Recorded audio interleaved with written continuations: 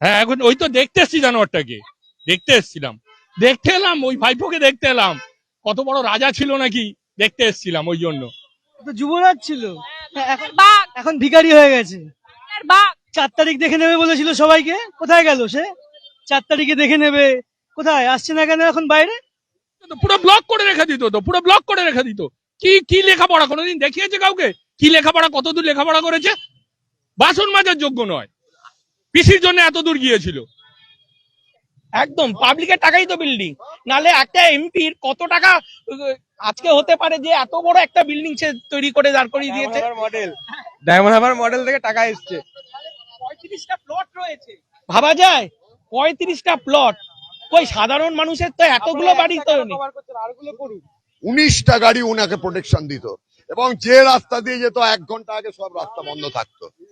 তারপর কি বলবে, এখন দাঁড়িয়েছি এসকেলেটরটা কে নেবে দেখার জন্য, ফরচুনার গাড়িটা কে নেবে দেখার জন্য। এসকেলেটরের জন্য দাঁড়িয়ে আছি, সেটা একটু বেশি সুন্দর দেখতে। এটা ঠিক না, যার বাড়ি হোক, চোরের বাড়ি হোক আর জোচ্চোরের বাড়ি হোক, ভাঙচুর হবে, লোকে ঢুকে পড়বে, ওদের থ্রেট করবে ভেতরে যারা রয়েছে। শান্তিনিকেতনের সামনে দিয়ে যাওয়াটা হলো ভীষণ একটা অশান্তির ব্যাপার ছিল, কখন রাস্তা বন্ধ করে দেয়। কেন মহারাজ যখন বাড়ি থেকে বেরোন তখন নাকি রাস্তা বন্ধ থাকবে আধ ঘন্টা, এবং উনার স্ত্রী যখন এখান থেকে ওপারে ওই মন্দিরে যাবে তার জন্য 20 মিনিট রাস্তা বন্ধ থাকতো অফিস টাইমে। এবং স্কুলের বাচ্চারা যখন বাড়ি যেত তারাও সব ওই গরমের মধ্যে হোক ঠান্ডার মধ্যে হোক দাঁড়িয়ে থাকতো।